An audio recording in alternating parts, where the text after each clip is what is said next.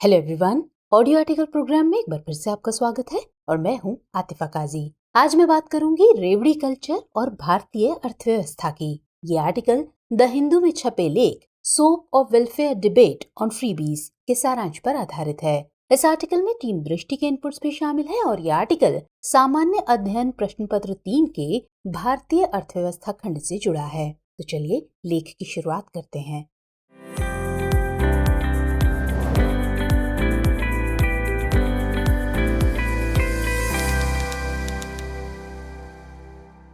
दरअसल बीते दिनों सुप्रीम कोर्ट में एक याचिका दायर की गई। इस याचिका में याचिकाकर्ता ने राजनीतिक दल द्वारा चुनाव जीतने के मकसद से अपने घोषणा पत्र में किए जा रहे मुफ्त के वादे का विरोध किया है। गौरतलब है कि मुफ्त की घोषणा को वर्तमान राजनीतिक मंजर में फ्रीबी कल्चर या रेवड़ी कल्चर के नाम से जाना जाता है। याचिकाकर्ता का ये भी तर्क है कि मुफ्त की घोषणाओं के कारण वर्तमान में राज्यों के ऊपर लगभग 70 लाख करोड़ रुपए का कर्ज है। तमाम तर्कों को सुनने के बाद सुप्रीम कोर्ट ने भी इस मामले को गंभीरता से लेते हुए केंद्र सरकार और इलेक्शन कमीशन से जवाब तलब किया है। इसके प्रत्युत्तर में केंद्र सरकार की तरफ से उनके सॉलिसिटर जनरल तुषार मेहता पेश हुए। याचिका का समर्थन करते हुए तुषार मेहता ने कहा कि चुनाव के दौरान राजनीतिक दलों की ओर से मतदाताओं को मुफ्त सुविधाओं का वायदा करना देश की अर्थव्यवस्था के लिए खतरनाक है और ऐसे वायदे ही देश के आर्थिक विनाश की वजह बनते हैं। इसके अलावा इलेक्शन कमीशन ने ये कहते हुए अपना पल्ला झाड़ लिया कि उन्हें मुफ्त की घोषणाओं के आधार पर किसी भी राजनीतिक पार्टी की मान्यता रद्द करने का अधिकार नहीं है। हालांकि केंद्र सरकार चाहे तो इस प्रकार मुफ्तखोरी पर कानून बनाकर रोक लगा सकती है। इसके अलावा बुंदेलखंड एक्सप्रेसवे का उद्घाटन करते हुए प्रधानमंत्री नरेंद्र मोदी ने फ्रीबी कल्चर का विरोध किया। साथ ही विदेश मंत्री एस जयशंकर ने भी फ्रीबी कल्चर का विरोध करते हुए कहा कि भारत की अर्थव्यवस्था को मुफ्त सुविधाओं के संदर्भ में श्रीलंका और पाकिस्तान से सबक लेने की जरूरत है। तो ऐसे में आज के आर्टिकल में हम जानेंगे कि आखिर ये फ्रीबी क्या है, साथ ही समझेंगे कि इससे भारतीय अर्थव्यवस्था कैसे प्रभावित हो सकती है। इसके अलावा इससे जुड़े अन्य पहलुओं को भी हम जानने की कोशिश करेंगे। लेकिन सबसे पहले जानते हैं कि आखिर ये फ्रीबी कल्चर है क्या। राजनीतिक दल लोगों के वोट को सुरक्षित करने के लिए मुफ्त बिजली या पानी की आपूर्ति, बेरोजगारों, दैनिक वेतनभोगी श्रमिकों और महिलाओं को भत्ता तथा लैपटॉप, स्मार्टफोन आदि जैसे गैजेट देने का वादा करते हैं। केवल चुनाव जीतने के लिए किए जाने वाले ऐसे लोक लुभावन वादों पर निश्चय ही प्रश्न उठाए जा सकते हैं। लेकिन ये देखते हुए कि पिछले 30 वर्षों से देश में असमानता बढ़ रही है, सब्सिडी के रूप में आम आबादी को किसी प्रकार की राहत प्रदान करना अनुचित नहीं माना जा सकता, बल्कि वास्तव में अर्थव्यवस्था के विकास पथ पर बने रहने के लिए ये आवश्यक है। हाल ही में आरबीआई द्वारा एन.के. सिंह की अध्यक्षता में एक समिति का गठन किया गया। इस समिति ने सुझाव दिया कि राज्यों का कर्ज उनके सकल घरेलू उत्पाद की तुलना में 20% से अधिक नहीं होना चाहिए। इसी दौरान आरबीआई द्वारा पेश की गई रिपोर्ट ने भी राज्यों के कर्ज की पोल खोल दी है।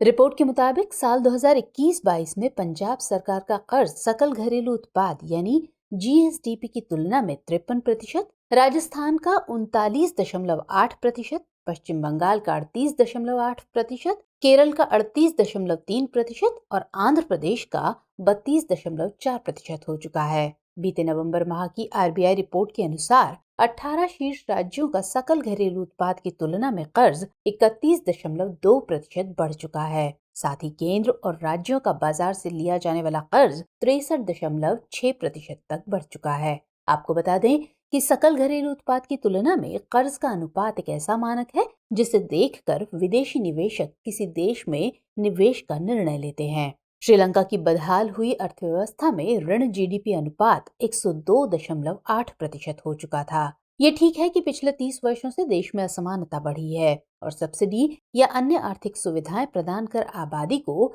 किसी प्रकार की राहत प्रदान करना अनुचित नहीं है। लेकिन इस प्रश्न पर विचार करना भी जरूरी है कि क्या देश वाकई इन फ्रीबीज के लिए तैयार है? क्या इनसे करदाताओं पर पड़ने वाला बोझ बढ़ नहीं जाता? और क्या इस पैसे को देश के लिए कहीं अन्यत्र खर्च नहीं किया जा सकता, जिससे एक निश्चित चिन्हित समूह को लाभ न होकर सामान्य जनमानस तक उस पैसे का लाभ पहुंच सके?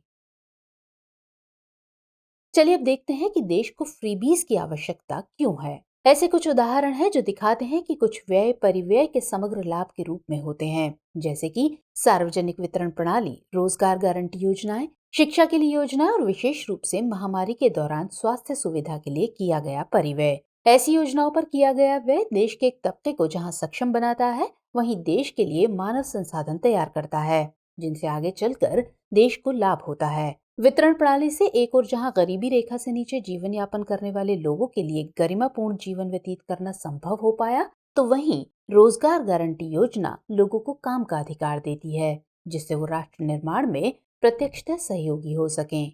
महामारी के दौरान किया गया वह कल्याणकारी राज्य की संकल्पना सम्मत है। इसलिए कहा जा सकता है कि विकास को सुगम बनाने और वंचित व अंतिम पंक्ति में खड़े नागरिक को आगे लाने के लिए ऐसी फ्रीबीज की आवश्यकता हमेशा रहेगी। गरीबी से पीड़ित आबादी के एक बड़े हिस्से के साथ तुलनात्मक रूप से निम्न स्तर के विकास वाले राज्यों को इस तरह की निःशुल्क सुविधाएं जरूरत या मांग पर आधारित होती हैं, और इस क्रम में उनका उत्थान करने के लिए उन्हें सब्सिडी प्रदान करना अपरिहार्य हो जाता है। देश के कई राज्य भौगोलिक, राजनीतिक व अन्य किन्हीं कारणों से देश के बाकी राज्यों की अपेक्षा कम विकसित होते हैं, इसलिए उन्हें तय मानकों पर देश के अन्य राज्यों के समकक्ष लाने के लिए अतिरिक्त सहायता दी जानी आवश्यक है। उदाहरण के लिए अगर बात करें तो बिहार राज्य दशकों से विशेष राज्य का दर्जा प्रदान किए जाने की मांग कर रहा है, ताकि आपदाओं व अन्य प्राकृतिक कारणों की वजह से होने वाले नुकसान की क्षतिपूर्ति की जा सके। ऐसे में इस प्रकार के विशेष दर्जे और सहायताएं पिछड़े राज्यों को देश के अन्य विकसित राज्यों के साथ आगे बढ़ाने का काम करते हैं। इन्हें अनुचित ठहराया जाना वाजिब नहीं होगा। कई बार फ्रीबीज के जरिए जनमानस की अपेक्षाओं की पूर्ति भी की जाती है। भारत के जिन क्षेत्रों में विकास का एक निश्चित स्तर है, वहां लोगों को और अधिक प्रयास करने हेतु प्रेरणा स्वरूप या पिछड़े इलाकों को उस स्थिति से निकालने के लिए इस प्रकार की फ्रीबीज आवश्यक हैं।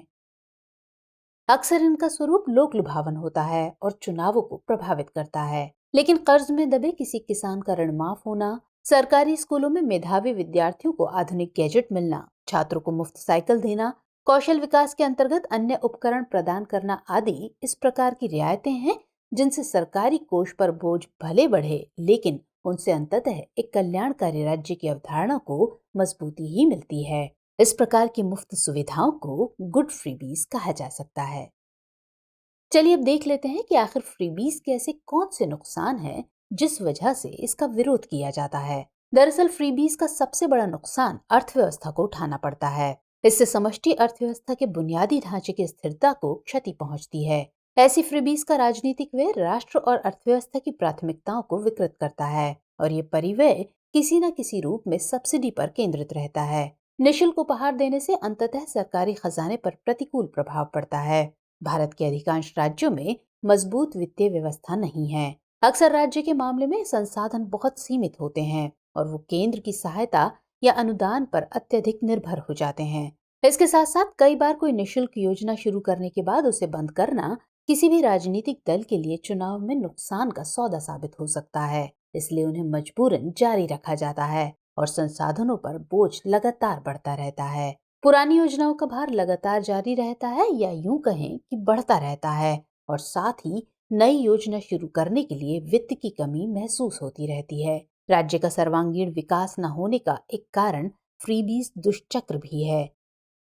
चुनाव से पहले सार्वजनिक धन से तर्कहीन मुफ्त का वादा मतदाताओं को अनुचित रूप से प्रभावित करता है और सभी को समान अवसर की स्वतंत्रता में बाधा उत्पन्न करता है तथा चुनाव प्रक्रिया की शुचिता को नष्ट करता है। लोक लुभावन वादों के लोभ में आकर संबंधित हित समूह बहुत बार मुद्दों पर मतदान न करके उन फ्रीबीज को ध्यान में रखता है जिनका उनसे चुनाव के दौरान वादा किया गया हो। ऐसा होना एक लोकतंत्र के नजरिए से भी नुकसानदायक है, क्योंकि आगे चलकर इससे समाज के बीच खाई देखने को मिलती है। इसमें एक और वो होते हैं जिनको लाभ मिला होता है और एक और वो जो इनसे वंचित रह जाते हैं। इन सब से इतर जब कुछ संसाधनों को मुफ्त वितरित किया जाता है तो उससे राजकोषीय कोष के साथ साथ पर्यावरण पर भी अतिरिक्त बोझ पड़ता है, मसलन बिजली। ऐसा करने से अक्षय ऊर्जा प्रणाली से ध्यान भी विचलित होता है।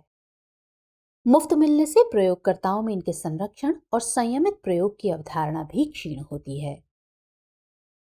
तो प्रश्न है कि ऐसे में हमें क्या करना चाहिए? एक नागरिक के तौर पर हमारी क्या जिम्मेदारी होनी चाहिए और फ्रीबीज को कम करने में एक समाज के तौर पर हम कैसे सरकार और राष्ट्र की मदद कर सकते हैं। तो सबसे पहले हमें ये समझना होगा कि ये मायने नहीं रखता कि फ्रीबीज कितने सस्ते या मुफ्त हैं, बल्कि लंबे समय में अर्थव्यवस्था, जीवन की गुणवत्ता और सामाजिक सामंजस्य के लिए ये कितने महंगे साबित हो सकते हैं। हमारा प्रयास ये होना चाहिए कि ऐसी रियायतों की अपेक्षा हम लोकतंत्र और सशक्त संघवाद के माध्यम से दक्षता के लिए प्रयास करें, ताकि राज्य अपने अधिकार और शक्तियों का उपयोग नवीन विचारों के जनन और सामान्य समस्याओं के समाधान के लिए कर सकें, जिनका अन्य राज्य अनुकरण कर सकें।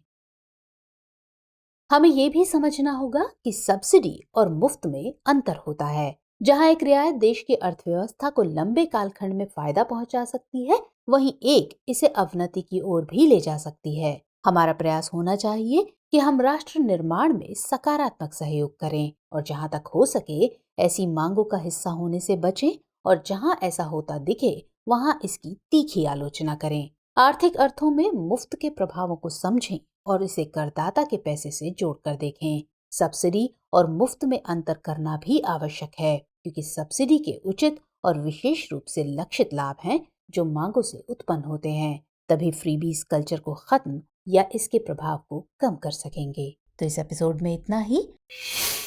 चलिए, अब वक्त हो चला है आज के अभ्यास प्रश्न का। तो प्रश्न है, फ्रीबीज कल्चर के पक्ष और विपक्ष में तर्कों को प्रस्तुत करते हुए अपना मत प्रकट करें।